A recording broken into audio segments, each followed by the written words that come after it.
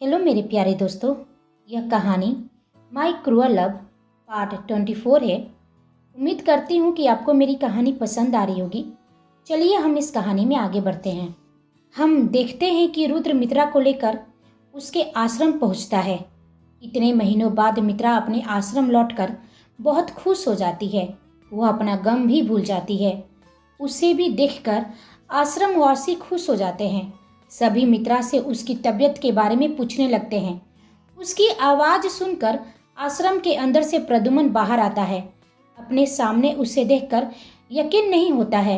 मित्रा, प्रद्युम्न कहता है तो वह उसकी ओर देखी। आप यहाँ कैसे और किसके साथ आई हैं? आने की कोई खबर भी नहीं दी।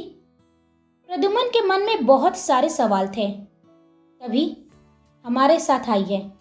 रुद्र को जैसे इसी मौके का इंतजार था कि कब प्रद्युम्न की नजर उस पर पड़े। प्रद्युम्न ने अपने सामने ऋषि को देखा तो थोड़ा आश्चर्य और परेशान हो गया था। रुद्र ने कहा, रुद्र प्रताप सिंह, मेरा नाम ही काफी है तुम्हारे लिए। चलो अब अंदर चलकर बात करते हैं। सभी आश्रम के अंदर जाते हैं। रुद्र और रोहन पहली बार वहां आए थे, इसलिए उनके लिए सब कुछ नया था। रुद्र ने पहले महर्षि वृहंत जी की तस्वीर के सामने हाथ जोड़कर प्रणाम किया और यह देखकर मित्रा और वहां सभी को आश्चर्य हुआ। आमतौर पर रुद्र ऐसा कभी नहीं करता है। रुद्र ने कहा, मिस्टर प्रद्युम्न, तुम यहाँ के उत्तराधिकारी हो या आश्रम के मालिक? मुझे जानने में कोई इंटरेस्ट नहीं है। मुझे बस तुमसे कुछ सवाल करने हैं। सुना है तुम्हारे गुरुजी ने लोगों की भलाई और उनकी समस्याओं का समाधान के लिए यह आश्रम बनाया था। यहाँ मुफ्त में सेवा दी जाती है। एक ऐसे महान व्यक्ति का अचानक से मृत्यु हो जाना इत्तेफाक तो नहीं हो सकता है ना? क्यों मिस्टर प्रद्युम्न? उसने कहा, मैं अब तक समझ नहीं पा रहा हूँ कि आप ये सारी बातें मुझे क्यों बता रहे हैं। तो ठीक है, फिर मैं घुमा फिराकर बात नहीं करूँगा, सीधे मुद्दे पर आता हूँ। कैलाश के पास वो वीडियो पहुँची कैसे? रुद्र ने थोड़ा सख्त और गंभीर होकर पूछा। कैसी वीडियो? मैं कुछ समझ नहीं पा रहा हूँ। प्रद्युम्न भी अनजान बनते हुए बोला, अच्छा है तुमने यह नहीं पूछा कि कैलाश कौन है। इससे जाहिर होता है कि तुम उसे पहले से ही जानते हो। रुद्र ने पूछा तो वो घबरा गया और मित्रा हैरानी से सब देख और सुन रही थी। प्रद्युम्न ने कहा, हाँ मैं उन्हें जानता हूँ, लेकिन जैसा आप सोच रहे हो वैसा कुछ भी नहीं है। एक सप्ताह पहले वो हमारे आश्रम आए थे। उन्होंने बताया कि वो आपके मामा हैं और आप हमारे आश्रम को डोनेशन देना चाह रहे हो। इसी बीच हमारी ऐसी मुलाकात हुई। मुझे वो सब भय लगे। वो बोले कि उन्हें यहाँ सब कुछ देखने और जांचने के लिए भेजा गया है। वे सीसीटीवी फुटेज देखने की इच्छा प्रकट की। हो सकता है उन्होंने कोई वीडियो देखा हो जो उनके काम की हो, लेकिन आप कौन सी वीडियो की बात कर रहे हैं वह मैं समझ नहीं पा रहा हूँ। बहुत भोले हो प्रद्युम्न, रुद्र ने कहा। कोई बात नहीं, मैं भी वो सीसीटीवी फुटेज देखना चाहूँगा जो 3 से 4 महीने पुराने हैं। प्रद्युम्न के माथे पर पसीने आ गए थे। उसकी हलक से आवाज तक नहीं निकल पा रही थी। वह अपनी नजरें चुराने लगा था क्योंकि ऐसा कोई फुटेज था ही नहीं। वह वीडियो तो उसने अपने मोबाइल से बनाई थी। मित्रा ने उससे कहा, प्रद्युम्न, आपको डरने की जरूरत नहीं है। हमें आप पर पूरा भरोसा है। दिखा दीजिए फुटेज और साबित कर दीजिए कि हमारे बाबा के कातिल ऋषि हैं और इसमें आपका कोई हाथ नहीं है। आज सभी को सच मालूम चल जाना चाहिए। प्रद्युम्न बुरी तरह से फंस गया था। उसे समझ में नहीं आ रहा था कि वो क्या बोले और क्या करे।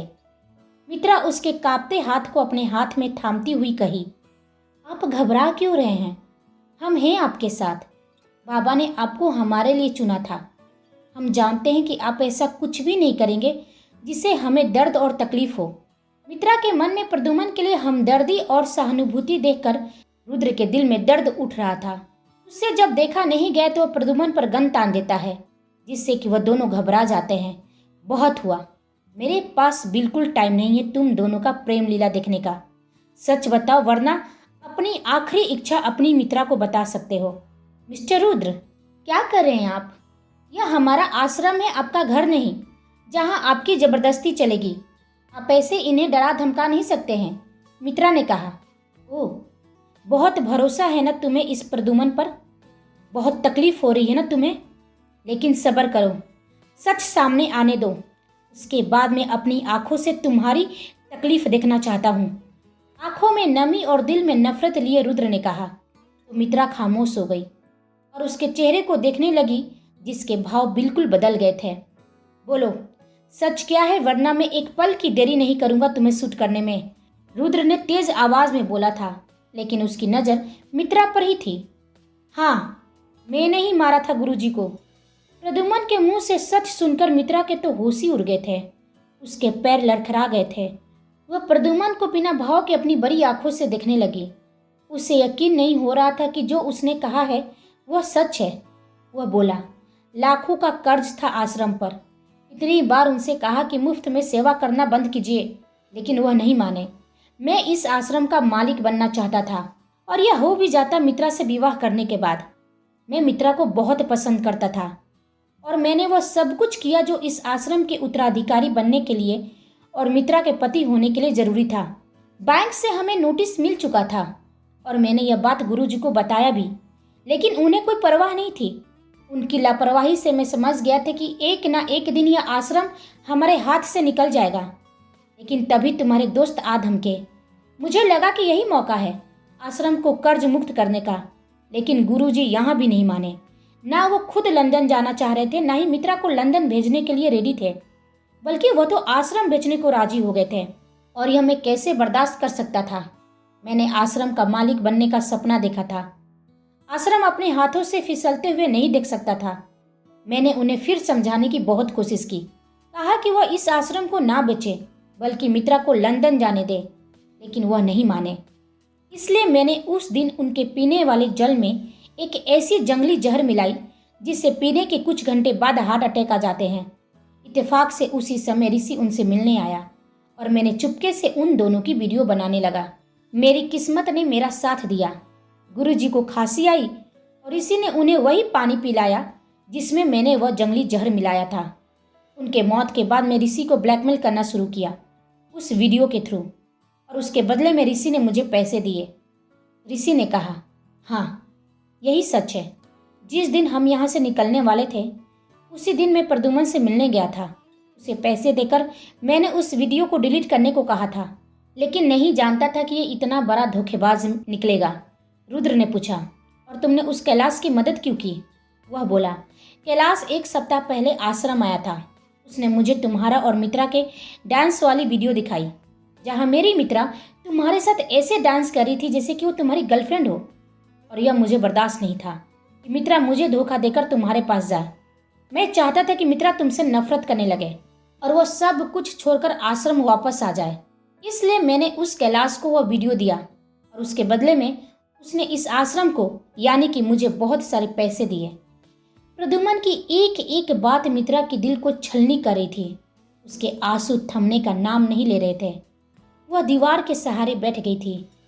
प्रद्युम्न ने उसके पास जाकर कहा, सॉरी मित्रा, मैं यह नहीं करना चाह रहा था, लेकिन क्या करता, मजबूर था। गुरुजी मान ही नहीं रहे थे। प्लीज़ आप हमसे नफरत मत कीजिएगा, हम आपसे बहुत प्रेम करते हैं। मित्रा खुद में सिमटे जा रही थी। प्रद्युम्न को वो देखना भी नहीं चाह रही थी, बस आंखें बंद करके रोए जा रही थी। और प्रद्युम्न उसे जबरदस्ती अपनी बातें सही साबित करने में लगा था। उसका मित्रा के पास जाने से रुद्र गुस्से से उसका कॉलर पकड़ उससे दूर किया और बोला, रोहन, पुलिस को कॉल करो, इससे पहले कि मैं इसे अपने हाथों से मार दूं। ले जाओ इसे। थोड़ी देर में पुलिस आती है और उसे अरेस्ट करके ले जाती है। वह बार बार मित्रा से बोल रहा था, मैं आपसे प्यार करता हूँ और हमेशा करता रहूँगा। यह सुनकर मित्रा अपने दोनों हथेलियों से अपना कान बंद कर लेती है। रुद्र को उसकी हालत देखी नहीं जा रही थी, लेकिन उसका गुस्सा और नफरत उसे मित्रा के करीब जाने भी नहीं दे रही थी। वहाँ माहौल काफी खराब हो गया था। पूरे आश्रम में खलबली सी मच गया था। प्रद्युम्न, जिसे गुरुजी अपने पुत्र की तरह मानते थे, वही उनकी जान ले लेगा, सभी के लिए यकीन करना मुश्किल था। मित्रा चुपचाप खुद में खोई हुई थी। बस उसके आंखों से आंसू बह रहे थे। कैसे उसकी जिंदगी इन कुछ महीनों में बदल गई, और जिस पर सबसे ज्यादा भरोसा किया उसी ने उसे धोखा दिया। बस यही सब उसकी जेहन में चल रही थी। तभी ऋषि ने कहा, रुद्र, अब हमें निकलना चाहिए। पुलिस ने इस आश्रम को अनिश्चित समय के लिए बंद कर दिया है उनका कहना है कि जब तक यहाँ का माहौल शांत नहीं हो जाता तब तक यहाँ किसी का रहना ठीक नहीं है। रुद्र ने मित्रा को देखा जो अपने में ही गुम थी। वह उसके पास जाकर बोला, तुम हमारे साथ चल रही हो, मैं यहाँ तुम्हें अकेला नहीं छोड़ सकता हूँ। जानता हूँ कि तुम्हारे लिए यह सब आसान नहीं है, लेकिन सच तो यही है कि प्रद्युम्न ने यह सब किया है। जिस तरह से उसका सच सामने आया है, तुम्हारा विश्वास टूटा है, वैसे ही वह कैलाश का भी आएगा, जिसे तुम अपना समझती हो, जिस पर भरोसा करके तुमने मुझे धोखा दिया। मित्रा ने अपनी खामोशी तोड़ते हुए कहा, इन सब से तुम्हारा सच नहीं बदल जाता मिस्टर रुद्र, और ऐसे भी आज हमारी बर्बादी का कारण कहीं ना कहीं तुम ही हो। और रही बात कैलाश अंकल की, कोई पिता अपनी बेटी की मौत का झूठा रोना नहीं रोएगा। रुद्र फीकी मुस्कान के साथ बोला, यकीन नहीं होता कि तुम इतनी भी बेवकूफ़ हो। कैलाश का सच तुम्हारे सामने था, लेकिन तुम नहीं मानने वाली हो। उसका बेटा तुम्हारे कपड़े फाड़ कर सभी के सामने तुम्हें रुस्वा कर देता, तुम्हारी इज्जत की धज्जियां उड़ा देता, तो तुम शायद यकीन कर लेती, या तुम्हारे कपड़े सभी के सामने फाड़ना भी, यह भी उसके खेल में शामिल था। मित्रा सोच में पड़ गई, क्योंकि वो खुद नहीं जानती थी कि उसके साथ कुछ ऐसा भी होना था। रुद्र ने कहा, तुम मेरे घर में लगभग 4 महीने रही, फिर भी तुम मुझ पर यकीन नहीं कर पाई। लेकिन उस कैलाश ने ना जाने तुमसे क्या कहा ऐसा कि बस एक दिन में उस पर भरोसा कर बैठी। मित्रा की पलकें गीली हो जा रही थी। वह अपनी झुकी नजर उठाकर रुद्र की आंखों में देखी, जो अपनी आंखों की नमी को कंट्रोल कर चुका था, और कहा, मिस मित्रा, और कुछ दिन की बात है। जैसे ही कैलाश का सच दुनिया के सामने आएगा, तुम्हारा यह विश्वास एक बार फिर टूट जाएगा। तब तक तुम मेरे घर में रहोगी। मैं नहीं चाहता कि मेरी वजह से वो कैलाश फिर से तुम्हारा इस्तेमाल करे और मुझे फिर से तुम्हें बचाने के लिए आना पड़े। बाहर वेट कर रहा हूँ, यदि थोड़ा भी हम पर भरोसा हो तो आ जाना, वरना वादा करता हूँ मैं तुम्हें पलट कर कभी जिंदगी में नहीं देखूंगा। कहकर वह बाहर निकलते हैं और मित्रा चुपचाप खड़ी उन्हें जाते हुए देख रही थी। उसे समझ में नहीं आ रहा था कि वो क्या करे और किस पर भरोसा करे। वो अपने आश्रम को अपनी नजरें घुमा घुमा कर देखती है। अपने बाबा के साथ बिताए पल उसे याद आते ही रोने लगती है। उसके पास कोई रास्ता नहीं था। रुद्र की कुछ बातें तो सही थी, कैलाश उसके साथ ऐसा करेगा उसने भी कभी सोचा नहीं था। उसकी बात मानने के सिवा अब उसके पास कोई दूसरा रास्ता नहीं था। तभी रोहन ने कहा, हमें चलना चाहिए रुद्र, वह नहीं आने वाली है, हमें कैलाश का भी पता करना है। वह जैसे ही गाड़ी में बैठने को हुआ, उसे एहसास हुआ कि मित्रा ठीक उसके पीछे है। उसके चेहरे पर स्माइल आ जाती है।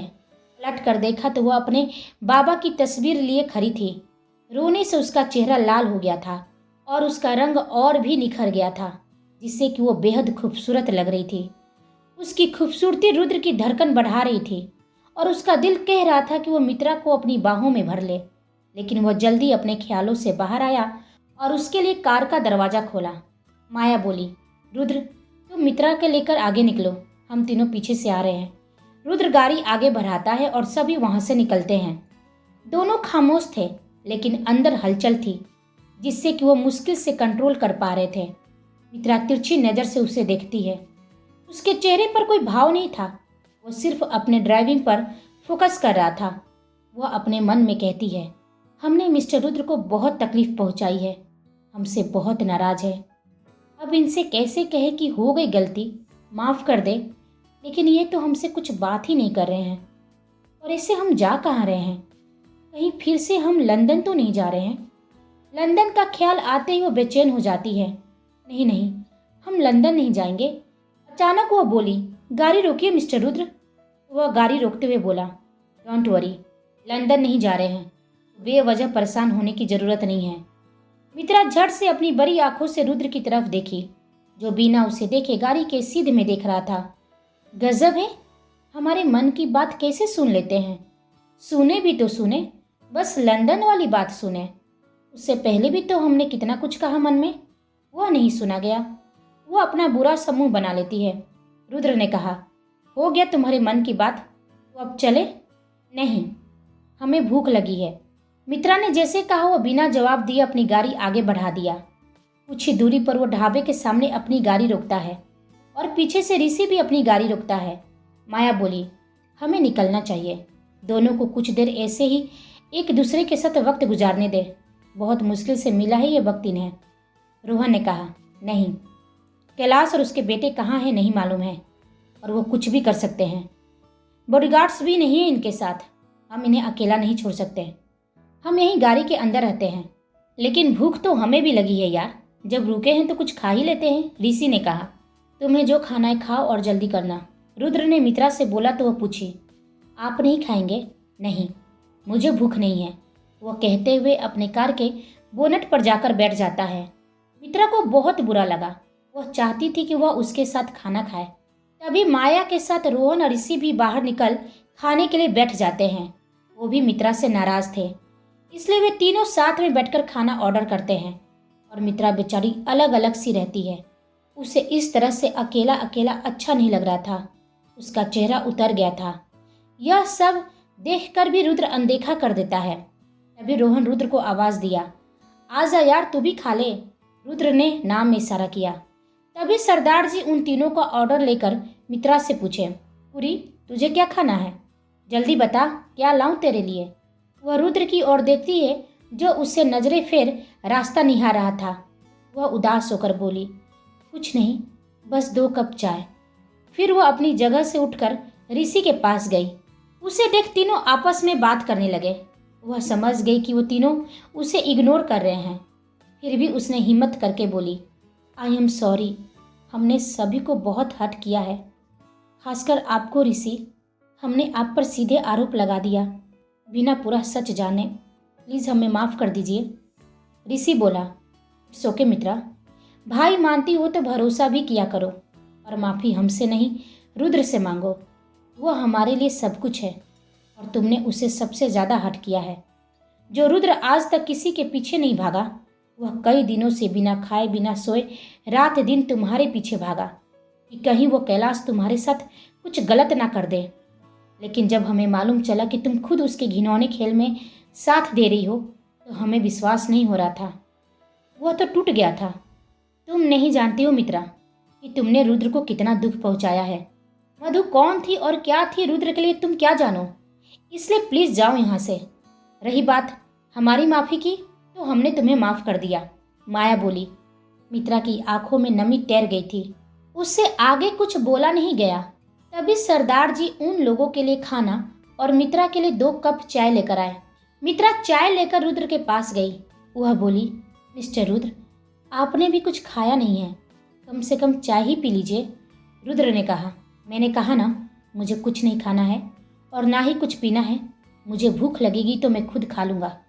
और यह नाटक करना बंद करो कि तुम्हें मेरी फिक्र है। जाओ जल्दी करो, हमें निकलना है। वह उसे अपनी नज़रें फेर रहा था। तभी मित्रा बार बार उसकी नज़रों के सामने आते हुए बोली, नहीं, हम भी नहीं खाएंगे, इसलिए आपके और अपने लिए चाय लेकर आए हैं, प्लीज़ ले लीजिए ना।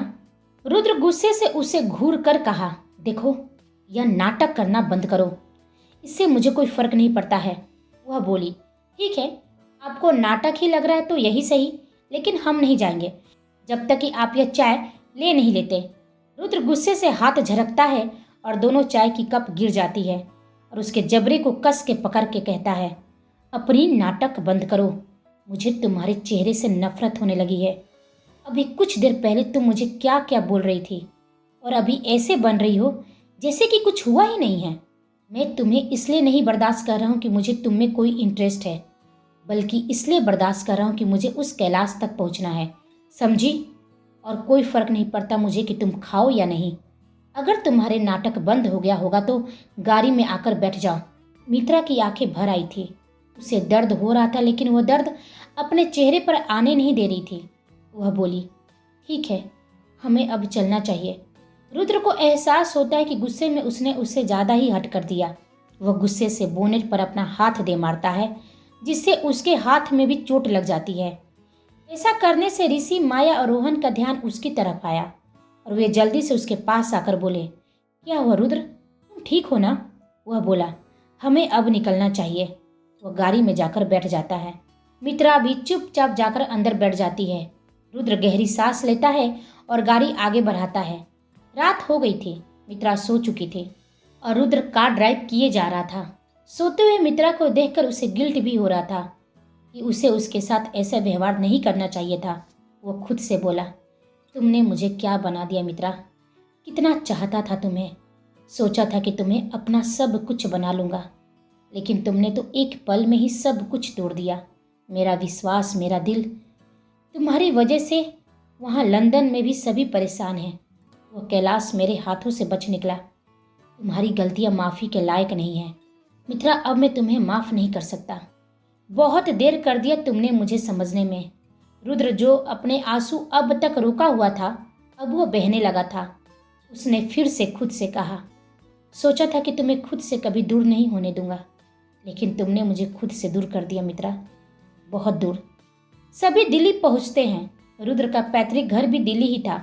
वहाँ एक बहुत बड़े बंगले में वे एंटर करते हैं। बंगला काफ़ी बड़ा और खूबसूरत था। उसे बहुत अच्छे से मेंटेन किया गया था। वह गाड़ी से बाहर निकलता है तो घर के नौकर उसके स्वागत में लग जाते हैं। वह सभी को इशारा करके वहाँ से जाने के लिए कहता है और सोई हुई मित्रा को अपने गोद में उठाकर घर के अंदर ले जाता है। उसे एक कमरे में ले जाकर बेड पर लिटा देता है और खुद बाहर आकर हॉल में किंग साइज सोफे पर बैठ जाता है। उसी वक्त उसका मैनेजर आता है और वह कहता है, सर आप बहुत थक गए हैं, आपको आराम करना चाहिए। आगे जो भी ऑर्डर है बता दीजिए। जाओ सभी सो जाओ, रात हो गई है, सोने का वक्त है, मुझे भी नींद आ रही है, कल सुबह जल्दी आ जाना। रुद्र ने कहा तो सभी वहाँ से चले जाते हैं। वो फिर अपनी आंखें बंद कर लेता है। उसके चेहरे पर थकान नजर आ रही थी। ऋषि, रोहन और माया भी आ जाते हैं। रुद्र को सोता हुआ देख वो बिना कुछ कहे तीनों अपने कमरे में चले जाते हैं। रात गहरी हो गई थी। फिर वही चीख और धुंधला सदृश्य रुद्र को परेशान करने लगा था। वो घबराकर उठकर बैठ गया और अपना चेहरा अपने हथेलियों से ढक लेता है। कुछ देर वैसे ही बैठने के बाद वो फिर उठकर किचन में जाता है और फ्रिज से पानी की बोतल निकालकर सोफे पर बैठकर पीने लगता है। समय देखा तो रात के 2 बज रहे थे। वो खुद से बोला, तुम जिंदगी में आई मित्रा तो लगा जैसे मेरे दिल के जख्म भर जाएंगे। तुम्हारा साथ पाकर मैं तुम्हारी बाहों में सुकून की नींद सो पाऊंगा, लेकिन तुमने मुझे फिर से अकेला कर दिया। अच्छा होता कि हम कभी मिले ही ना होते। वो अपना वॉलेट निकालता है जिसमें उसने अपनी माँ की तस्वीर रखी थी। उस तस्वीर को देखकर वो बहुत ज़्यादा ही इमोशनल हो जाता है और बातें करते हुए बोला, आप मुझे अकेला छोड़कर क्यों चली गई माँ? आपका रुद्र इतना अकेला क्यों हो गया है? क्यों जो भी मेरे करीब आते हैं वही मुझे अकेला कर देते हैं? आप मधु क्यों मुझे छोड़कर चले गए? क्या गलती हो गई थी मुझसे? प्लीज़ माँ आ जाओ ना, हकीकत में ना सही सपने में ही आ जाओ। बहुत याद करता है आपका रुद्र आपको। इधर मित्रा की आंखें खुल गई। खुद को वहाँ अकेला पाकर वह बोली, यह हम कहाँ हैं? क्या यह लंदन है? अरे नहीं, भुलक्कर, मिस्टर रुद्र हमें लंदन ले जाने से मना कर दिए थे। वह कमरे से बाहर आई। घूमते घूमते उसकी नज़र रुद्र पर पड़ी, जो सोफे पर शांत और अपनी आंखें बंद करके बैठा हुआ था। उसे देख मित्रा के चेहरे पर मुस्कान आ गई। वह धीरे धीरे दबे पांव पीछे से जाकर उसका सिर सहलाने लगी। रुद्र को अच्छा फील हो रहा था। वह बोला, माँ मैं जानता था कि आप मुझसे मिलने जरूर आएंगी। बहुत थक गया हूँ, मुझे अपनी गोद में सुला लो। रुद्र को ऐसा फील हो रहा था जैसे कि वो सपना देख रहा है और उसकी बंद आंखों के कोरे से आंसू निकल आए थे। उसकी ऐसी दशा देख मित्रा की भी आंखें नम हो गई थी। उसे आज खुद पर गुस्सा आ रहा था कि कैसे वह मिस्टर रुद्र पर भरोसा नहीं कर सकी। वह धीरे से और बहुत संभल कर उसके पास बैठकर उसके सिर को अपने गोद में लिटा लेती है और प्यार से हाथ फेरती है। रुद्र को गहरी नींद आ जाती है और मित्रा भी बैठे बैठे वहीं फिर से सो जाती है। सुबह रुद्र की आंखें खुली। आंखें खोलते ही देखा कि घर के सारे नौकर, उसका मैनेजर सभी उसी को घूर रहे हैं। वह आश्चर्यचकित हो गया, बल्कि ना समझी में उन्हें देखने भी लगा। वह जैसे उठकर बैठा, उसने फील किया कि मित्रा उसके पास है। वह देखा कि वह सो रही है। उसे तो कुछ याद भी नहीं था कि कब वह उसके पास आ गई थी। उन दोनों को साथ में देखकर सभी मुस्कुरा रहे थे। वह थोड़ा असहज हो गया था और बोला, जाओ सभी अपना काम करो, ऐसे मेरा चेहरा क्यों देख रहे हो? सभी वहां से चले जाते हैं और उसकी आवाज़ से मित्रा की भी नींद खुल गई। रुद्र एक बार उसे घूर कर देखता है और बिना कुछ कहे अपने मैनेजर से बोला, जो वही खड़ा था, अब क्या तुम्हें अलग से कहना होगा? वह बोला, सर आज का शेड्यूल। रुद्र ने गुस्से से उसे देखा तो वो चला जाता है। वह रेडी होने के लिए वॉशरूम में चला गया। बाहर आया तो उसके लिए नाश्ता लग चुका था। मित्रा अभी तक वहीं सोफे पर बैठी हुई थी। उसे समझ में नहीं आ रहा था कि वो यहाँ करे भी तो क्या करे। उसी वक्त ऋषि, माया, रोहन भी रेडी होकर डाइनिंग टेबल पर आ चुके थे। रुद्र मित्रा के पास जाता है तो वह उसे हैरानी से देखती है और अपनी नज़रें झुका लेती है। तो वह बोला, जाओ रेडी हो जाओ, नाश्ता लग चुका है। वह अपने एक हेल्पर को इशारा करता है जो मित्रा को लेकर कमरे में चली जाती है। रुद्र डाइनिंग टेबल पर फिर आकर बैठ जाता है। तभी ऋषि ने कहा, हमारे नए ऑफिस का पूजा है परसों। मीडिया में तुम्हारी ही सुर्खियाँ बना हुआ है। हर कोई जानना चाहता है कि तुम्हारे आने का मकसद क्या है। और हाँ, आज शाम 5 बजे सीएम के साथ तुम्हारी मीटिंग है। माया बोली, वह सब तो ठीक है, लेकिन कैलाश का क्या? ना जाने वो और उसके बेटे कहाँ जाकर छुप कर बैठे हुए हैं। रुद्र बोला, अभी वो अपने बिल से बाहर नहीं निकलने वाला है। हमें इंडियन मार्केट पर फोकस करना है। जो भी प्रोजेक्ट स्टार्ट है वो जल्द से जल्द पूरा होना चाहिए। नए ऑफिस के पूजा होने के बाद शाम की पार्टी में इनवाइट करो जो भी हमारे बिजनेस कलीग्स है, लीडर्स, बड़े बड़े बिजनेसमैन, चाहे हमारे दुश्मन, सभी को मालूम होना चाहिए कि मार्केट का नया किंग आ गया है। पूरी इंडियन मार्केट पर हमारी पकड़ होनी चाहिए। और वो लंदन में, क्या तुमने वहाँ खबर किया? माया पूछी। उसी वक्त रुद्र की मोबाइल की घंटी बजी। देखा तो लंदन से ही फ़ोन था। उसके चेहरे पर मुस्कान आ गई। इधर दूसरी ओर कैलाश और उसके दोनों बेटे कहीं सुनसान सी जगह पर एक बिल्डिंग के अंदर आपस में बात करते हैं। करण ने वो ब्रीफकेस खोला तो वो चौंक गया। उसके चेहरे को देख कैलाश के चेहरे की हवाइयाँ उड़ गई थी। ऐसा क्या था उस ब्रीफकेस में? क्या रुद्र और मित्रा फिर से एक दूसरे के करीब आ पाएंगे? क्या होगा कहानी में आगे? क्या मित्रा रुद्र की नफरत को मिटा पाएगी? यह हम सब जानेंगे अगले भाग में। तब तक आप हमारे चैनल के साथ बने रहिए। लाइक, शेयर, कमेंट और सब्सक्राइब करना बिल्कुल ना भूलें। आप सभी को मेरी कहानी सुनने के लिए धन्यवाद।